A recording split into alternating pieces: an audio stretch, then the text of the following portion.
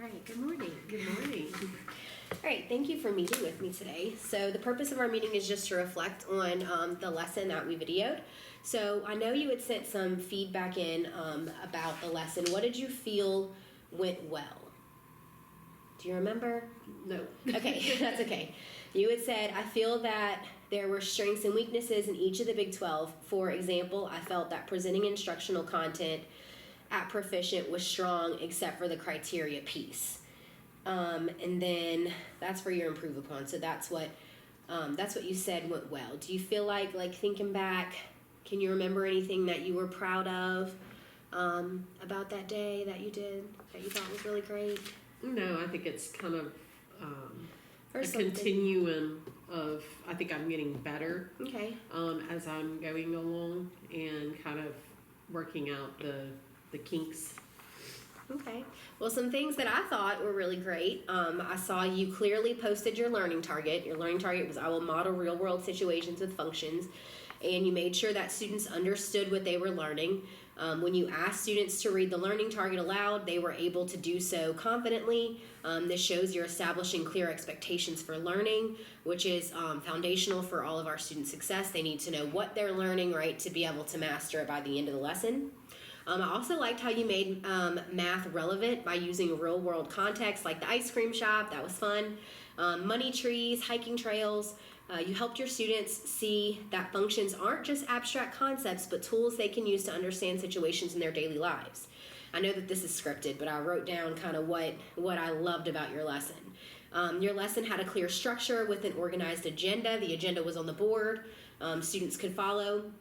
You systematically worked through the problems and maintain a logical sequence that built from simpler things to more complex examples. So I felt like that was some great things that you were doing. So definitely some good things to keep doing.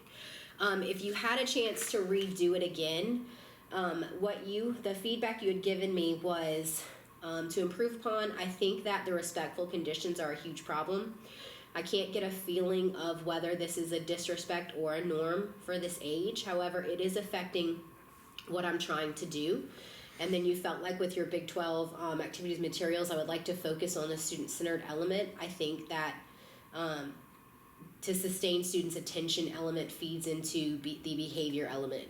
So thinking about this and thinking back to the lesson, if you could redo it, what would you want to hone in on, or what would you want to change based on that one lesson?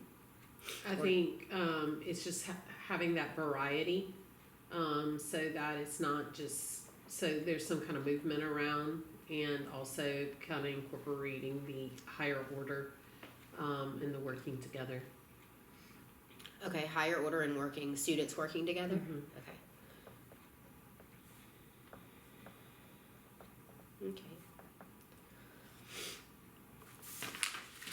Okay, cool. So thinking back, how did you ensure that the academic feedback you were providing was prompting students' thinking towards mastery of the objective? So when you walk around, it doesn't have to necessarily be for that one lesson, but whenever you're teaching, what kind of academic feedback are you giving to students to help move them towards mastery, do you feel like? The academic feedback, I feel like it's giving them just enough information to keep them moving forward, but not enough that they don't have to think about it. And also that they question their thinking of, okay, does this make sense? Yes. Okay, I'm on the right track. Okay, good. So they're thinking for themselves. Good. Right. That metacognition. I like that. At what points in your lesson did you gain feedback from your students to inform next steps for your instruction? So was there ever a moment that students, you realized they didn't understand and you were like, hold up, let's pause for a second and let's do this together?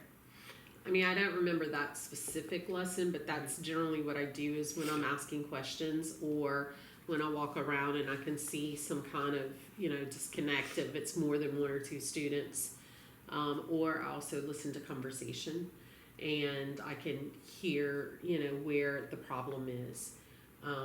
I don't want to jump in too soon because I want them to try to feel that discontent, but at the same time, I don't want them to give up. Okay, good. And when you're walking around and listening during independent practice, what kind of questions are you asking students? Do you remember? I'm trying to think back. So, like, was it guiding questions? Oh, to help support their thinking when they're struggling. So, kind of guiding questions might you use? It doesn't have to be in that lesson. Just Yeah, think into a well, lesson. if a kid is struggling, I'll ask them to explain how they got a specific answer. Good. Or I'm like, all right, so I see that you have this. All right, where are we headed with that? But also I do that when they're getting it right, you know, because I don't want it just by chance that they got it right. I'm like, I need to understand that you understood where you were headed and that it wasn't a fluke. And one kid doesn't have to look like another kid, but it has to be something that'll consistently work no matter what problem they get. Okay, good. Yes. So what I'm hearing you say through our conversation is, so one of the Big 12 that you had identified originally was activities and materials. So what we're going to do next is we're going to kind of set a student goal and a teacher goal around the Big 12 and around a upcoming assessment or some kind of something that you feel like would move student scores. So this is like the pyramid of the Big 12, the foundational elements. So they build on top of each other. You don't necessarily have to choose one that's in the bottom row or anything like that. It's anything that we feel like we might just kind of want to support with and hone in on. So if you want to look through this rubric for a second, what we'll do is we're going to identify one of the Big 12 that we might want to focus on, and we'll just pick one or two of the indicators, and then we'll pick where we feel like we are right now, and then where we want to move to by the end of the cycle. Okay. Okay? So I think some areas maybe we had talked about were activities and materials, academic feedback. I think those are the lower ones. And questioning. Well, let's look at activities and That's materials. fine. It's really any area. Okay. So activities and materials. And you said you wanted some kind of individual, higher order thinking, students working together. Sorry, excuse me. And you can write on this so we can highlight or star things that you like. Okay. I'm just trying to see where they're Good. I'm gonna grab a different. cough drop real quick. Sorry.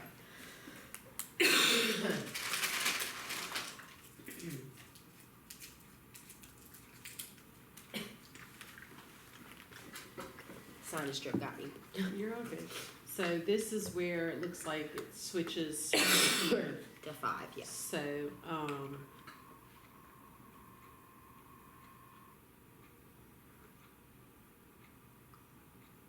demands self-direction, students mostly self-monitoring. Oh, my goodness.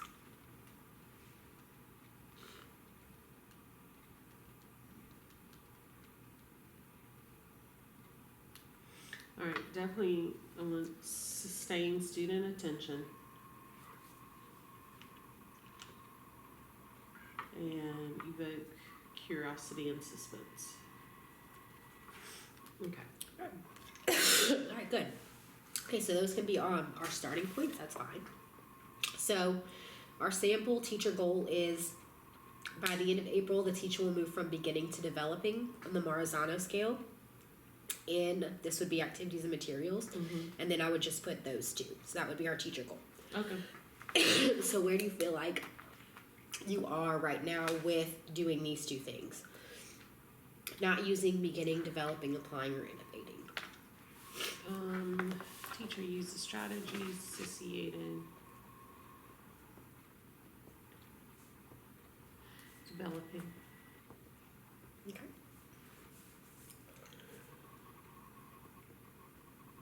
And where would you like to move to? Innovating. Innovating. Okay.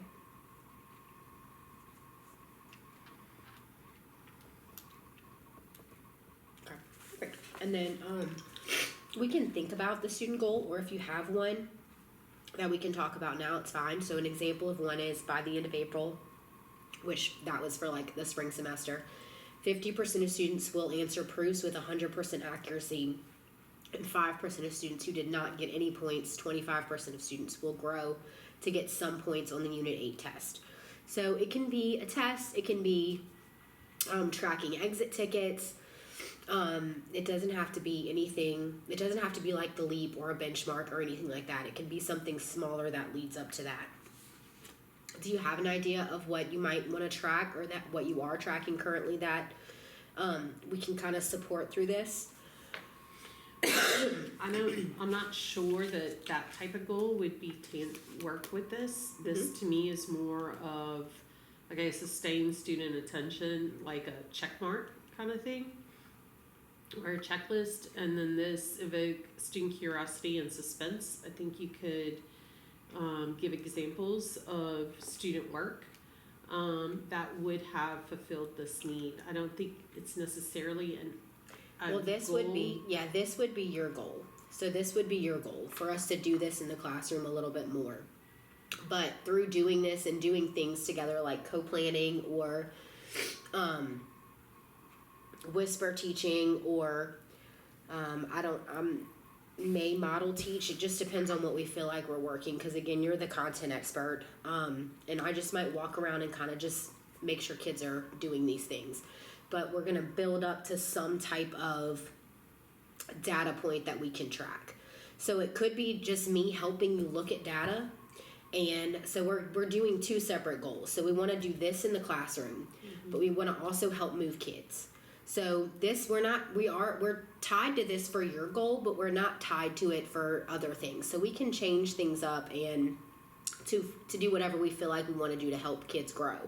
So if there's, something that you guys are working on that we feel like would be a big hitter for LEAP, like the kids need to know how to do this in order to be successful on LEAP, we can kind of backdoor, you know what I mean? Like looking at the data and looking at those triple dippers, right? And kind of helping push those kids. So like I could be an extra pair of eyes in the classroom on those kids, and maybe if they're not understanding something, I can work with the kids that are understanding it, and that gives you time to kind of hone in on a small group of kids while I'm handling the rest of the kids. You see what I'm saying? So we can kind of work together to boost those kids up a little bit more. Okay.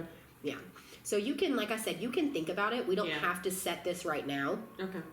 I would like to have it maybe set by Monday. So maybe if we can set it by Monday, then we can kind of start working towards it. And like I said, it's our plan of action is whatever we feel like we need to do based on these two things. So it could be just sitting here talking about, hey, I'm planning this lesson. I'm working in here doing whatever I need to do. And hey, can you listen? What you think about this idea? You know what I mean? Kind of just bouncing ideas off of each other. Okay. And then me coming in and just kind of being present so the kids get used to me. Yeah. And then kind of walking around and just kind of, being an extra pair of hands and an extra pair of eyes in here, pretty much. Sounds good? Sounds perfect. Okay, well, thank you so much. The next thing we'll do is, again, we'll sit down. This will be the last time that we have to video until we get to the reflection part of it. Okay. And then just after the whole process is done, we'll reflect and say how we think it went, and we'll talk about like our data and things like that, and that'll be it. Okay. Sounds good? Sounds okay, good. thanks so much. Yep.